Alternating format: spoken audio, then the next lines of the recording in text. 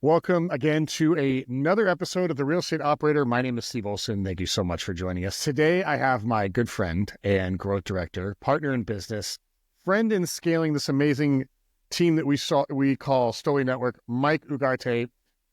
Let me give you a little bit of background about Mike before we get in this. Number one, he's been in the business 20 years, longer than I've been alive, which is amazing. Number two, he's got a long, crazy history of scaling multiple different businesses.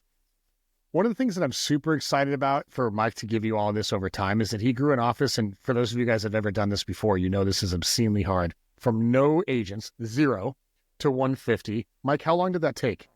Over how much time? About 4 years. That's crazy. That's 0 to 150. That is crazy. Next thing I wrote down, extensive experience in multifamily investing and fix and flip, which I know you guys all want to learn about. We're going to talk a lot about that today. He is a teacher, a coach in heart, and he believes that winning through others is the name of the game. And his brand, Invest Well, Live Well, is built on the idea that real estate can be a path to both financial success and personal fulfillment. Mike, thank you so much for joining. Glad to be here. I could talk about real estate investing, and you've done a lot more of this than I have, which I'm super excited to learn from you just being here on this video with you.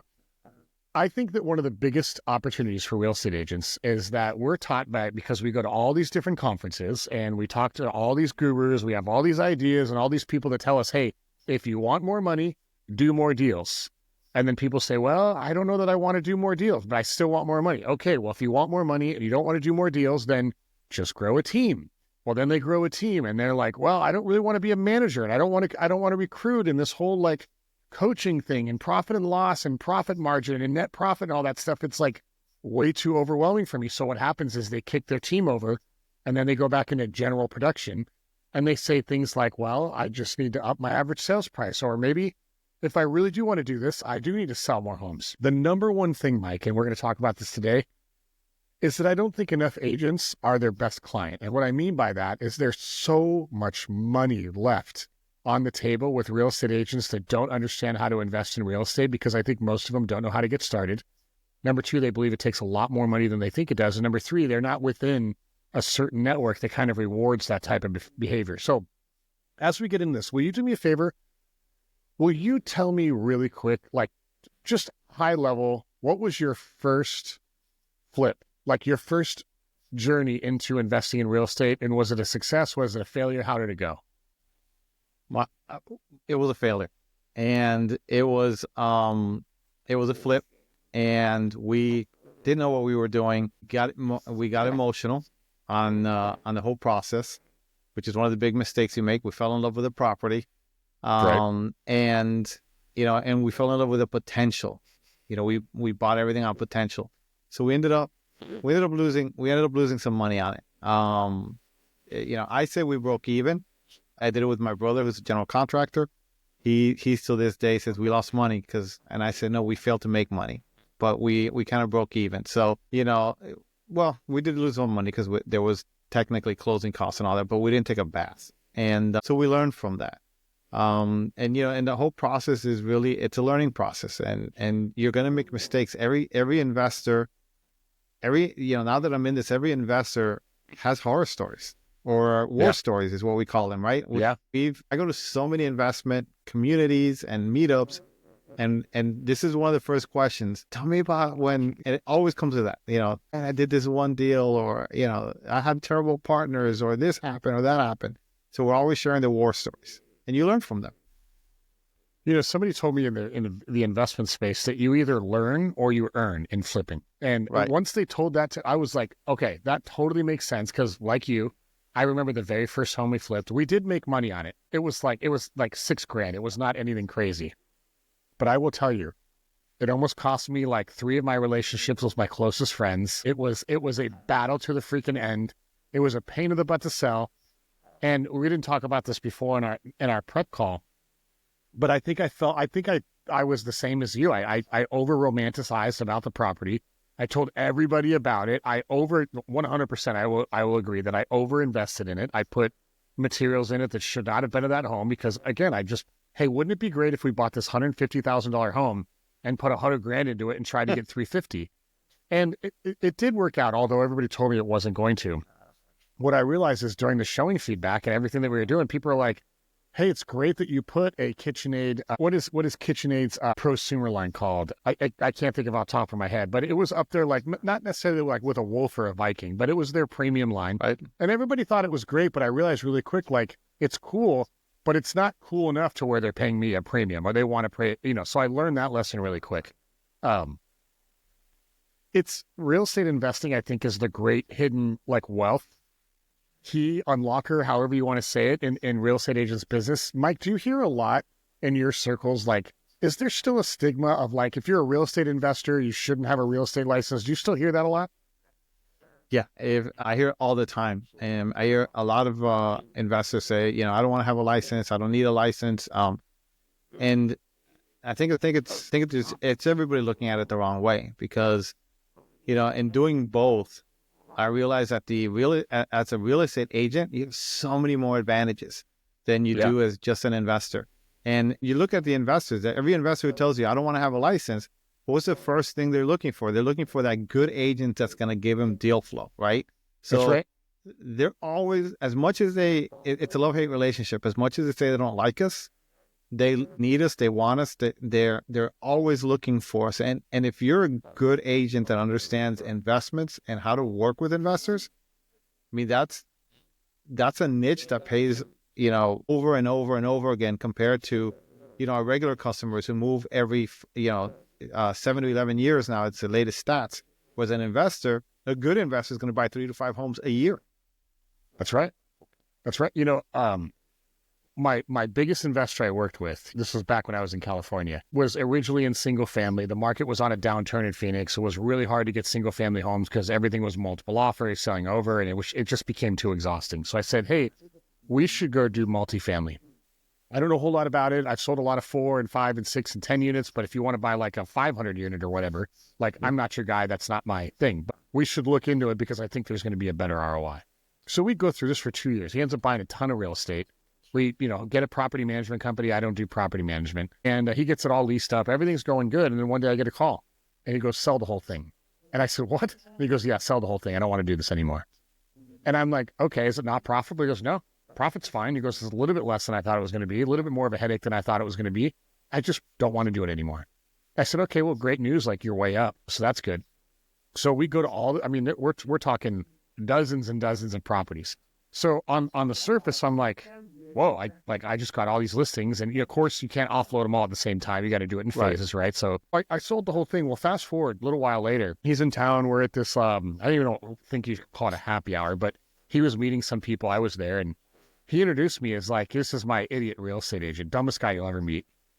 And I'm like, what a weird way to introduce me. So after, a couple of beers or whatever, and I said, hey, why did you say that earlier? And she goes, you're the smartest real estate guy I've ever worked with. And I said, well, then why did you introduce me like an idiot? He goes, because I don't understand like why you're dumb enough to rep me on these deals, and like you should be me. And I'm like, oh, I totally didn't get the context of that conversation. And he was right, because here I am. This was probably a total buy and sell, maybe 50 transactions, give or take, that I, over 3 years, that I had the ability to do with him. And I don't know what my total commission was on the deal, but assuming I made, I don't know, 15 grand on each one, right? I mean, it was a lot of money, don't get me wrong, but the amount of money that he made was like way more than that, you know? And I'll never forget that conversation. He said, look, the instant that you can turn into an owner and not a practitioner is when the wealth will step in. He goes, however you view an owner. And he had a big exit in a lawn care company, I think is what it was. And that will always stick to me, is that leverage and ownership and any asset that you can get, the game in life is just to acquire as much of it in the smartest way possible with the least amount of risk and downside as possible. Not with the biggest spreads, not with the highest NOI or the biggest cap rate or anything like that. Leverage yourself to where if we go through a downturn, you're not going to freak out. And he goes, and on the other side, maybe when we go through a crazy upturn, you may not be making as much as everybody else, but you're never, gonna lose your downside. I'm, unfortunately not in touch with him anymore. I probably should reach out after this podcast. But he had so many, whether he knew it or not, he had so many little nuggets that I learned along that journey with him, that it's like once you put all those nuggets together, you realize like, well, duh, this guy's loaded, or duh, the guy is super wealthy, because he thinks about the world differently than everybody else is. I think there's a lot of, I'd like your insights on this, Mike. I think most agents go into a listing presentation and they walk through the home and it's like, it's not up to shape, right? Or there's like unpermitted, work into it, or it needs, significant rehab, or the pool's cracked, or there's a crack in the truss, or the foundation, is offset or whatnot. And most agents are like, oh, this is going to be a really hard listing to take, or I've got to sell this at a discount, or I don't want to work with investors. And it just kind of stops there. They look at it as a lower price deal. Whereas somebody like you can walk into that presentation, or they can walk into that pitch and they can say, look, I really have 3 options. We fix it up and you sell for the most amount of money possible. Number 2, you sell it as is and we go find an investor. Or number 3, I buy it from you, right? Like those are really our only 3 options. If you think about it from that perspective, that real estate agent really has every option anybody could really want. Do you agree or disagree with that? 100%. When I started in investing, especially in the fix and flips, it changed my listing presentation completely, because I don't go into listing presentation anymore looking to find them the highest price, in today's market. Like, my job is to get you the best price, the best offer with the best terms. Yeah, I want to do that. But what I go in looking for is, what are your options? And I give them options, and every customer will, when I talk to them after, and I ask them, hey, why did you choose me? Over the other agents you interviewed, or what did you like best about the presentations? You're the only one that gave me options. That's right. And that's what people want. They want options, and not everything work. We as agents, we have that one track mentality where we want to fit a square peg in a round hole every single time, right? Because that's what we're taught. It has to be this way. It has to be this way. That's right. And it isn't. Our customers want advice from us. They want options. They want to know what they can do. And for some people, some people want the money, right? So they want the highest price. And then other people want convenience. They'll trade money for convenience. I'll give you a personal example, and it isn't an investment thing, because there's a lot of that. But when I bought my current home, this seller was off market. His neighbor sold it, and at the time I was a manager. One of my agents was a manager, and then she came to this listing presentation, and he says, I don't want to have to do what my neighbor does. I don't want to have to fix my house. I don't want to have to put it on the market. Is there any way that we can sell this off market? Well, I knew already the neighborhood. I knew I wanted the house. So I had told her, all I need you to do is make sure that the house isn't falling apart. If it isn't, here's a contract signed by me and my wife. Tell them to just fill in the price. Right. And I wasn't worried, because I knew she had done our CMA and she was going to advise on the price. But tell him just put in his price. And she came with it wasn't an investment option, but she came with an option, said, oh, my boss, offered on the house next door. He didn't get it. He lost out because there was multiple offers on the house, my neighbor's house. And he really wants to move in the neighborhood. Here's an offer. You don't have to put it on the market. And that got her the listing, but it got the deal done. This house never went on the market. If it did, I probably wouldn't be able to buy it, because it's on a big lake and everybody wanted to move into it. But, it's just having an option. And that's outside of the investment world. And the investment side, I went and looked at a property 2 weeks ago, and that somebody called me. It was another agent, sent me a referral and said, hey, it's my customer inherited the house. Can you go look at it? Would you let me know what you can do with it? Walked in the house, and there's spider webs everywhere. It's run down the roof. And then, I went with with 2 of my partners, and we came back and we put an offer. Like, we'll buy it. We'll buy the house. We'll fix it. So we're still working on that one. But yeah, it's those are the options that we have. And we told him flat out, hey, if he wants to sell it in the open market, I'll be more than happy to list it for him, but it's in really bad condition. He's going to have to do a lot of repairs, clean up, and all this other stuff. I can get an investor. An investor will take it off his hands. And if he's going to do that, then I'm willing, if he wants to sell to an investor, I'll buy it. And here's our offer. Let me know what he says. He doesn't have to do any cleanup, or they don't have to do any cleanup. I'm trying to do the math right now so I can give you an accurate representation of like what you just triggered, me thinking of telling me that story. But I have I wouldn't call him a friend, somewhere in between an acquaintance and a friend. I don't talk to him that much, but we are friendly. And there was a home for sale here in Carlsbad, and it hadn't sold. It was on the market for, I think, 45 days, which in our market is a long time. Now it's normal, but back then that was an abnormally long time. And the price they were asking for was fairly high. All of a sudden, this thing closed. And I look at the closing price and it sold for over list. And I'm like, that's kind of weird. That many days and it sold for that much over list. Well, fast forward X amount of time later, I find out this guy I know is the one who bought it. And I'm like, hey, you're in the real estate space too. Like, why did you overpay when this home was on the market? And he goes, oh, we did a seller finance deal. And I said, okay, well, what does that look like? And he goes, basically what I said is I know the prices are going to go up. They're always going to go up here because of the water. And he goes, so I offered him 10% over list and a prepayment of 2 years of interest-free payments, but that price was not good for 24 months. And I said, okay, so, your mortgage payment is what? He goes, $8,900. So I wrote him a check for $215,000. That was our entire down payment. The entire finance of the home was at 100%. And we said that the price that we will buy it is a 2-year price from now at 10% over whatever it was. I think it was like 2.15 million or something like that. You would think when you hear those deals, you're like, oh, nobody would take that. The guy was freaking ecstatic. He was ecstatic. The home was owned outright. There was no mortgage on it. He was collecting interest payments. He got 2 years ahead of time so that there was no funny business and stuff getting not paid. Now, he could have said, my mortgage payment is going to be, I'm making this up, right? My mortgage payment's $9,000. I'm going to put $215,000 down, and his first payment is due on day 1 or day 31, right?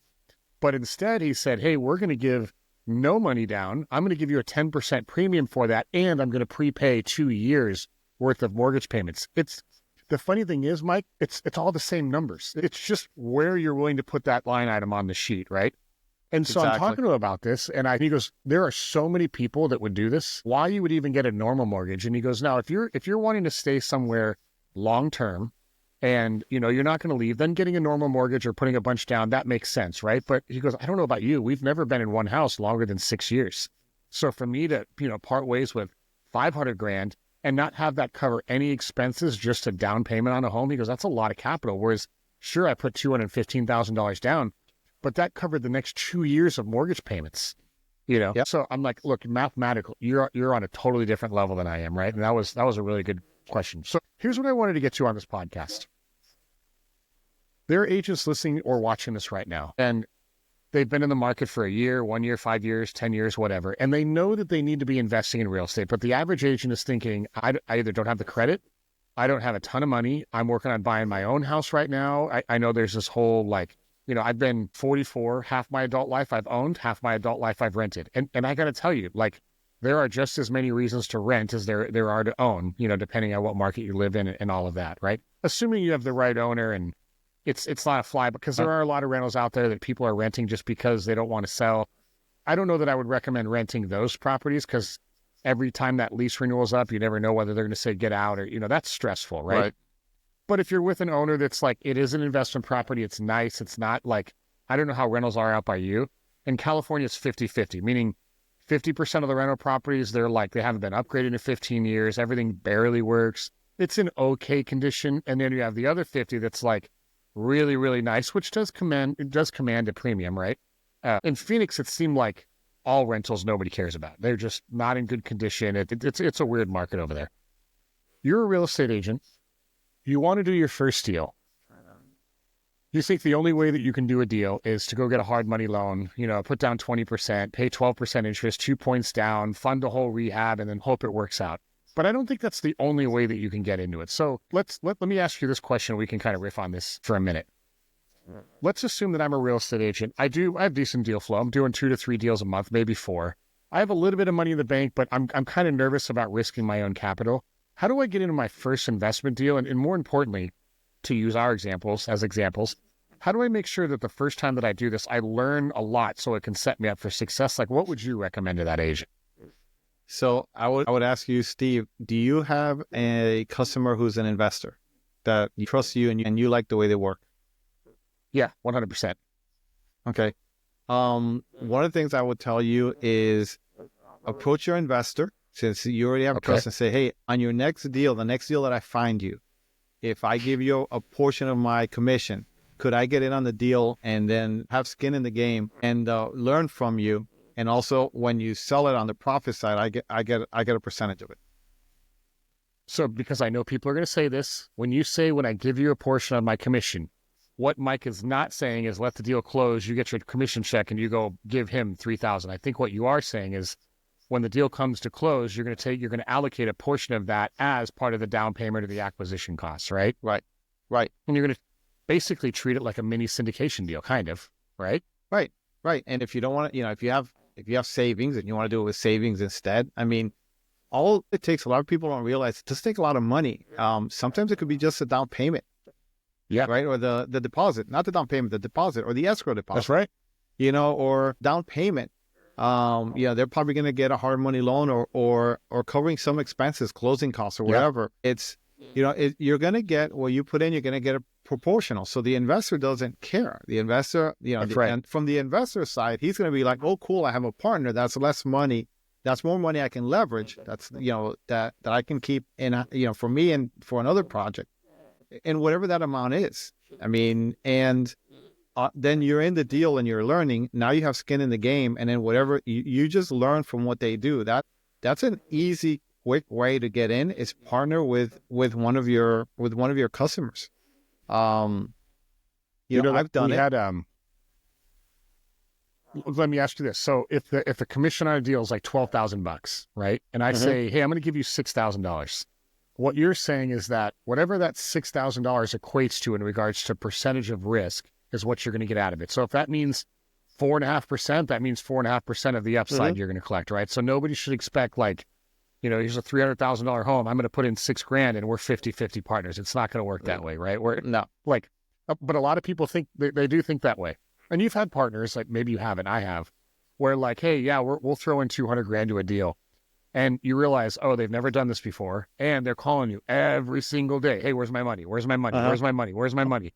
And you're like, look, I wish I had $200,000 in cash just to give you right now so that you never call me again, right? Those aren't a specific type of people. That's just inexperience. That's all that is, right? And then maybe there's nerves. We were looking for a hard money partner back in 2007, maybe 8 or 9, right when the market was starting to downturn in Phoenix.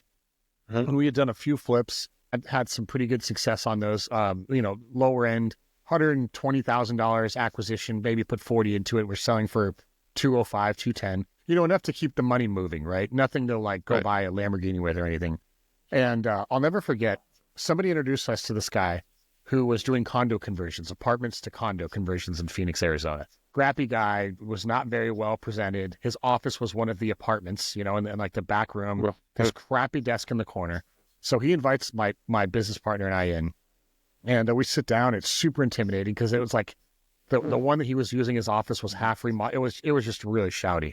But I noticed, I can't remember what kind of watch he was wearing. It wasn't a Rolex, but I knew it was a really nice one. I'm like, okay, so this guy's probably, okay. He just doesn't really care about some of the showy things. So all he wanted us to do is like, bring me your last 10 deals. And I said, well, we haven't done 10. He goes, okay, well, however many you've done, bring those to me.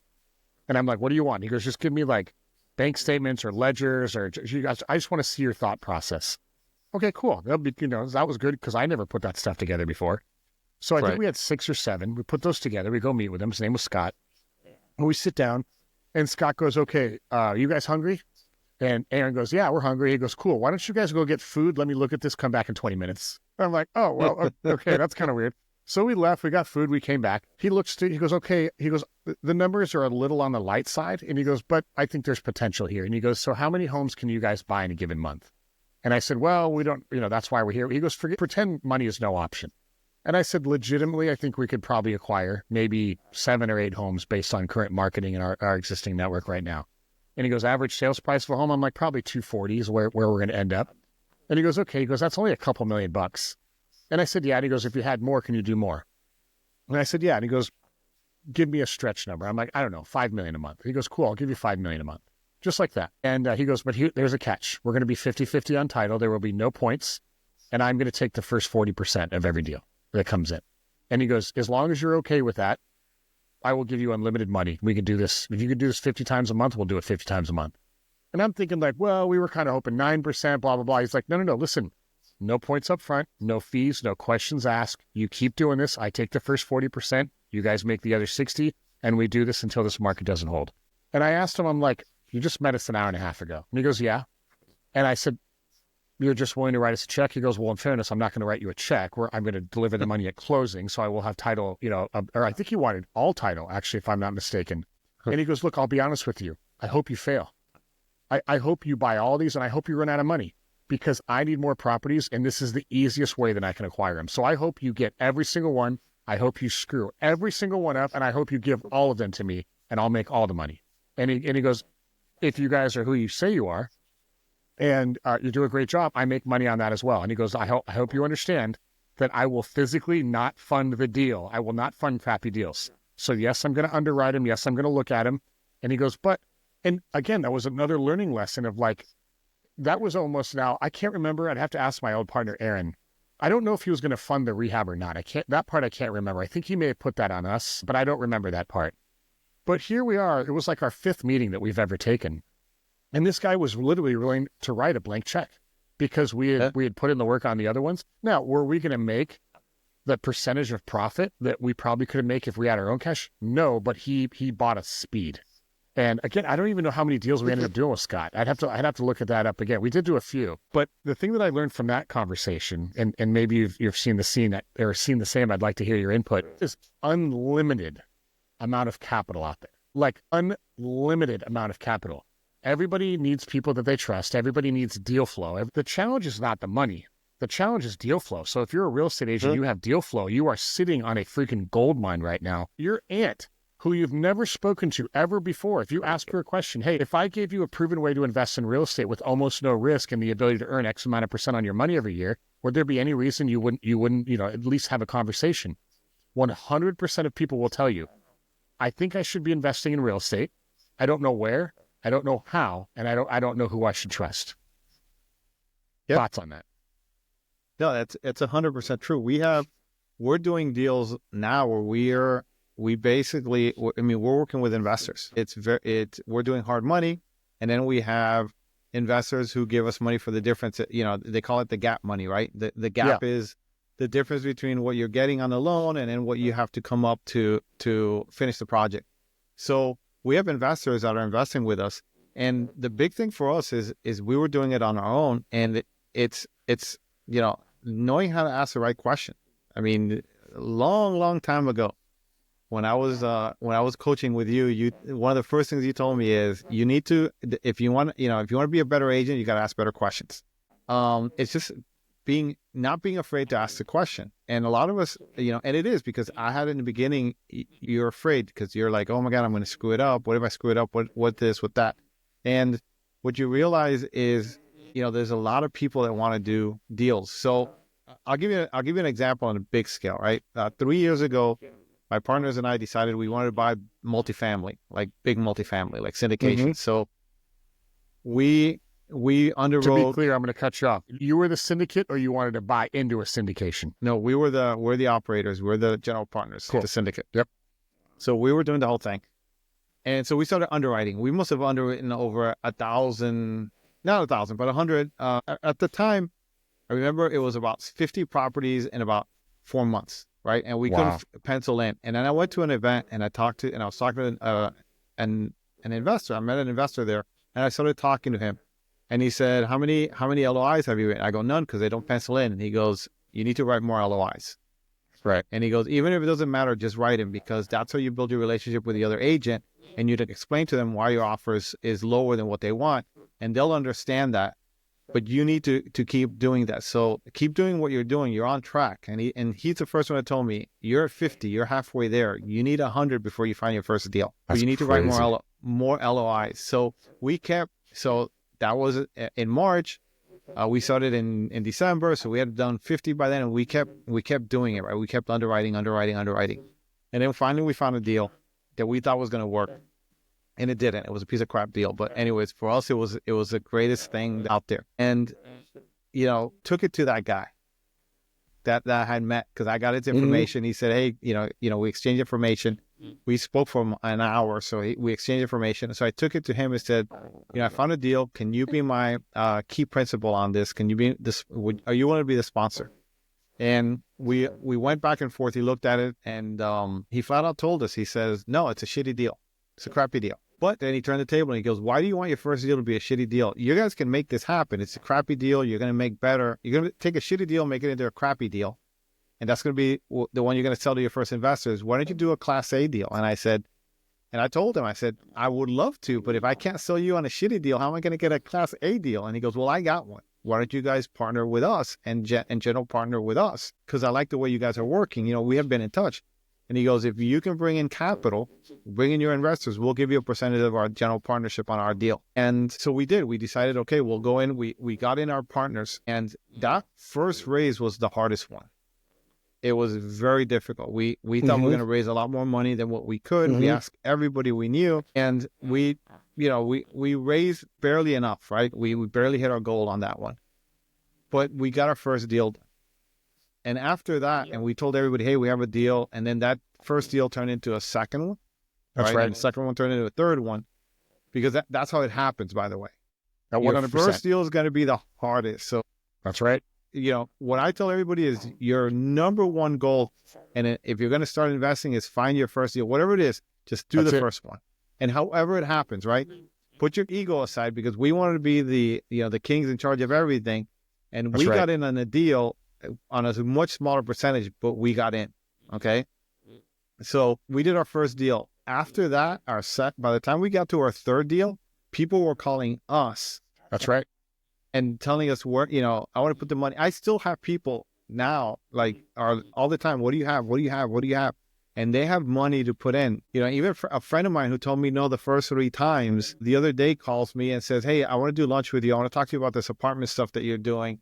I've been reading a little bit more about it. At the time, he knew nothing about it, and I want to invest. And I said, okay, fine. We started talking, and he's got 6 figures he wants to invest. He's itching to invest. And in real estate. So, once you get into it, like you said, deal flow is the biggest problem, right? For all investors, and getting deal flow.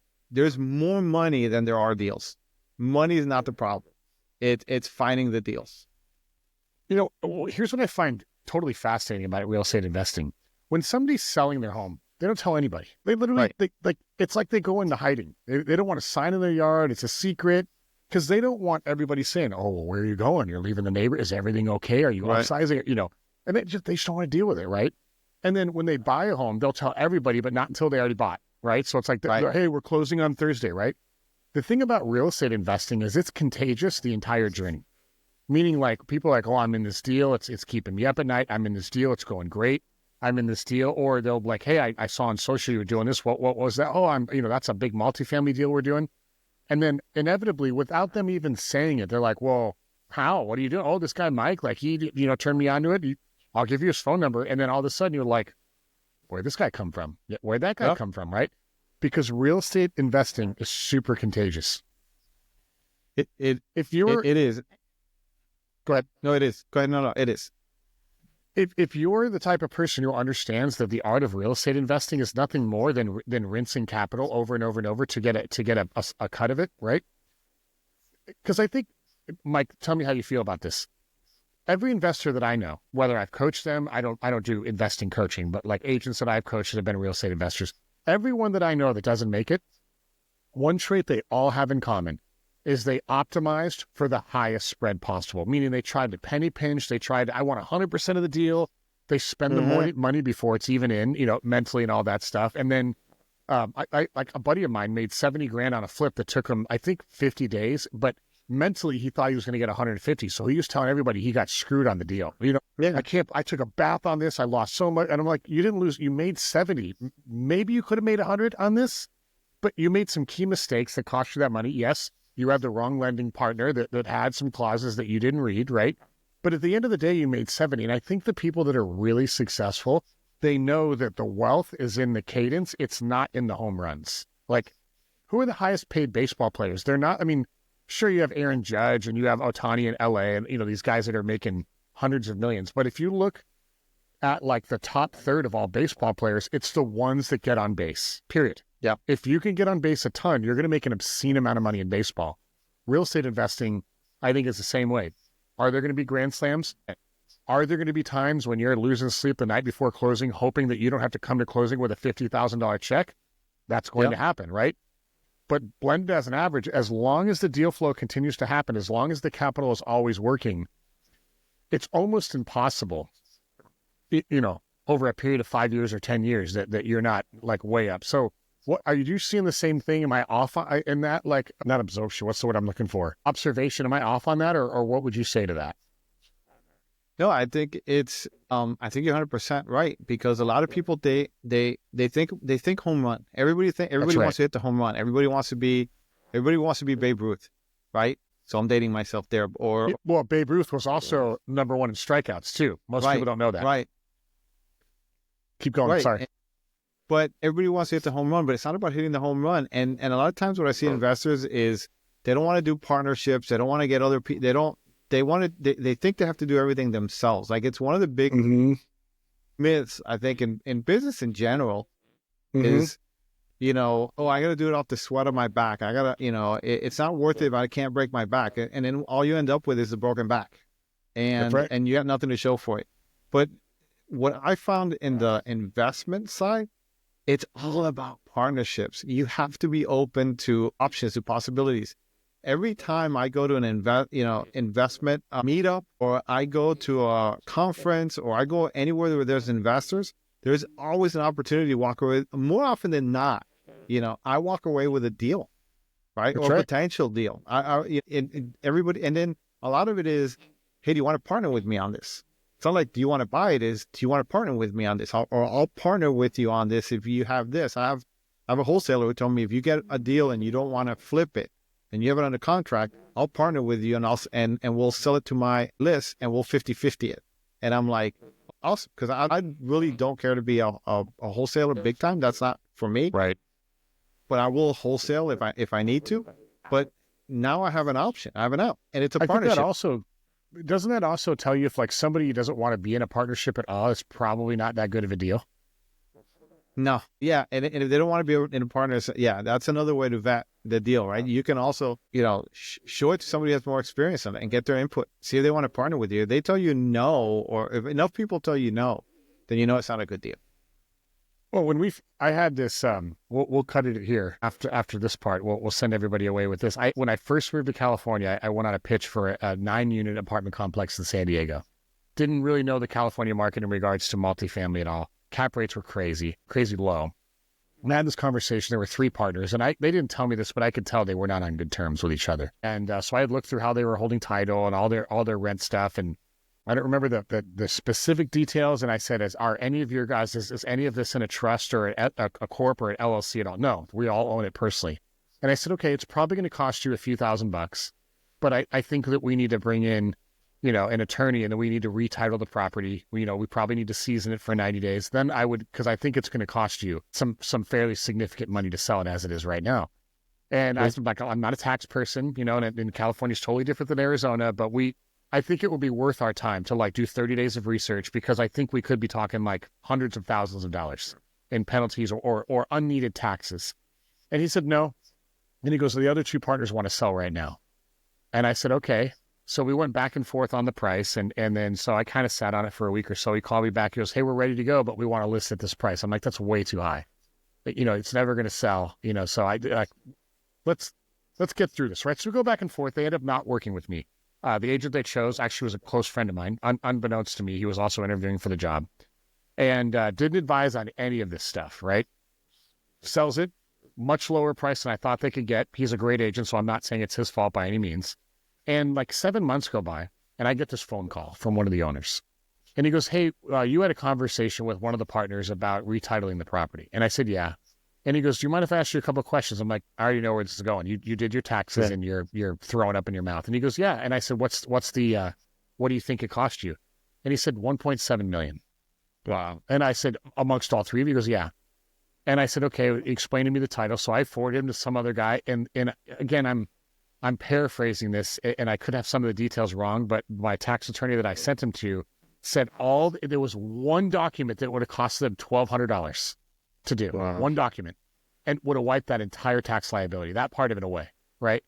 And he's like, we're going to sue the agent. I'm like, you can't, because that's not our job. You know what I mean? Like, no. That's not part of the scope of the transaction.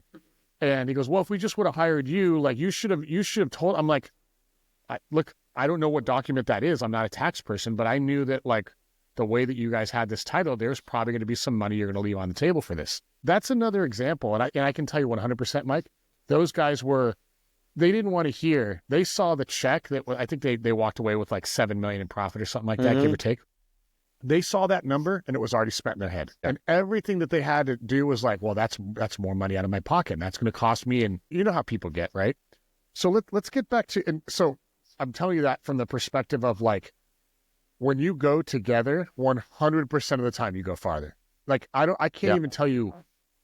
I mean, if you look at Trump, for example, right? Whether you love Trump or whether you hate Trump, if you look at his real estate portfolio, most people don't realize that the majority of his income after a certain point of his career was not in titling real estate. It was in licensing real estate. He was selling the license to use the name Trump. And like, it's something that doesn't get talked about a lot. It's a genius move, right? Because the upside risk is very small. They're paying him for the brand because at that time he had an amazing real estate brand. And if Trump was backing it, it was doing really well on the East Coast.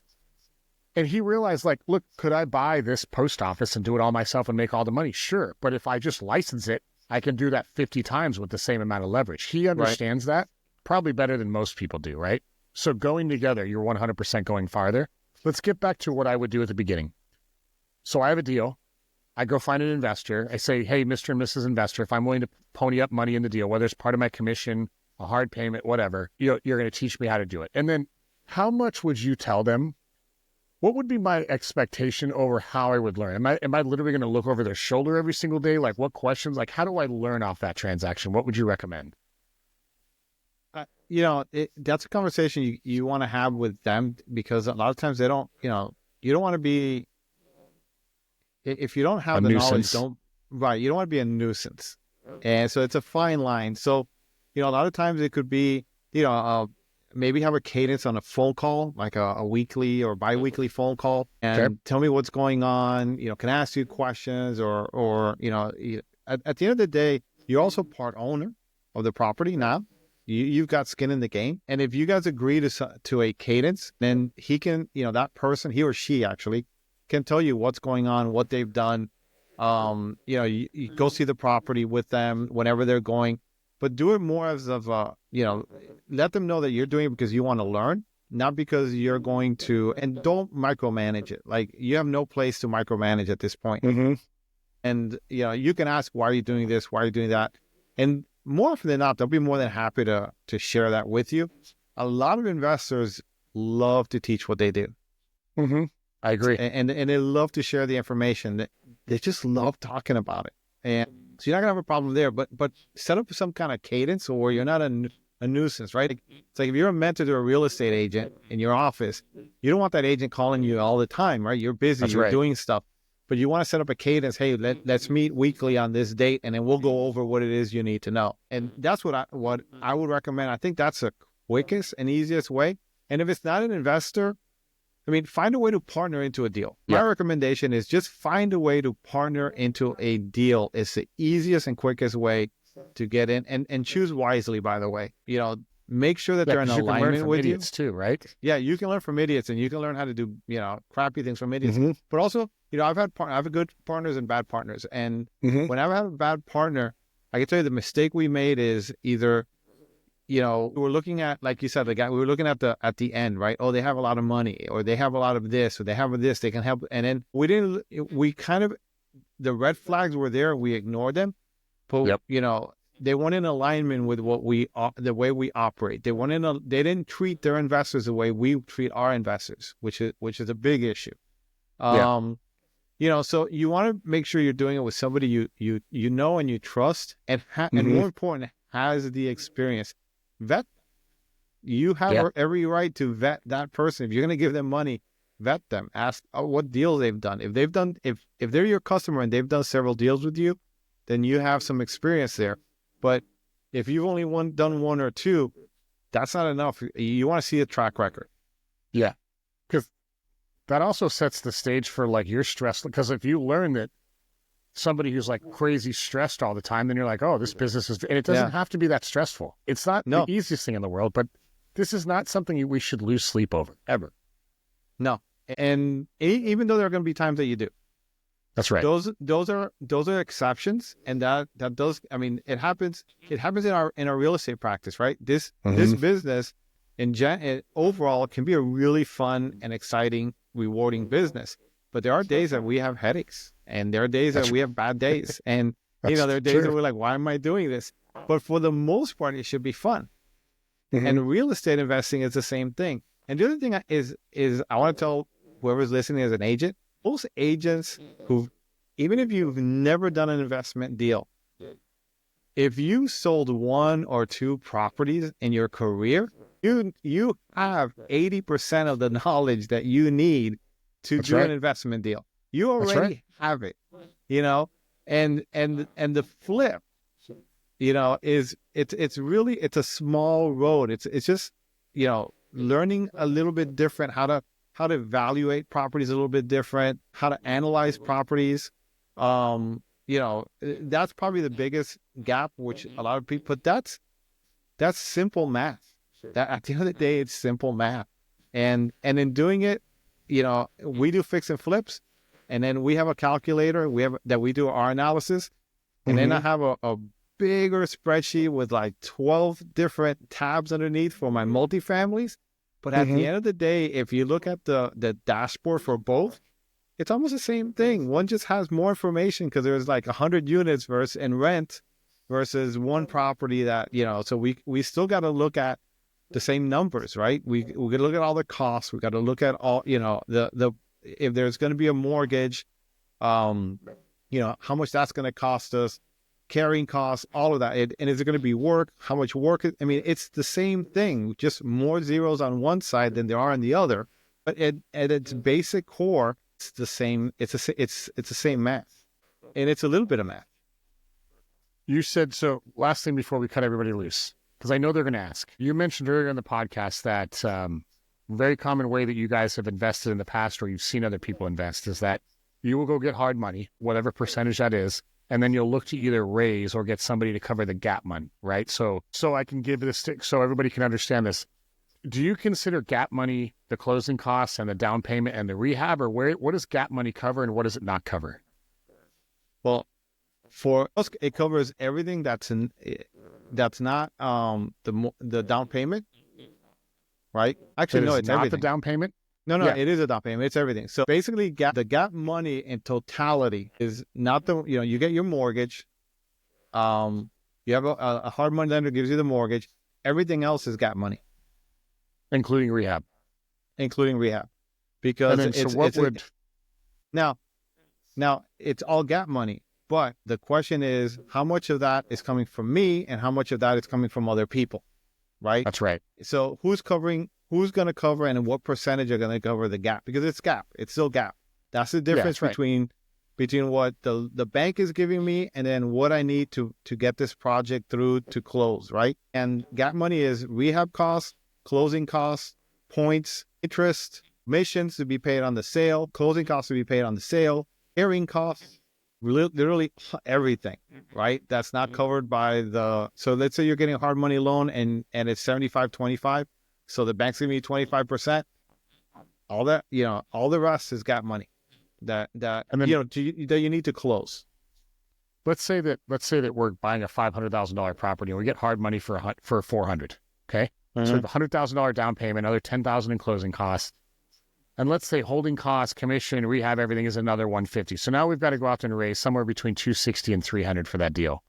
Is that typically raised on a percentage of profit at the end? Does it come with an interest rate? Are there points? How do you typically raise that money? Well, you could do it a lot of different ways. So there's a lot of flexibility.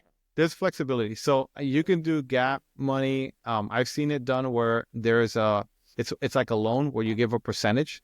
If you get, so let's say I need $200,000 and I come to you, Steve, I need $200,000. You're going to, and that's the gap you're going to cover. I'll pay, I'll give you 10% interest, right? For that money, or 12%, whatever it is. And then you're for a short-term 6-month loan, and you be like, yeah, great, sure, I'll do it.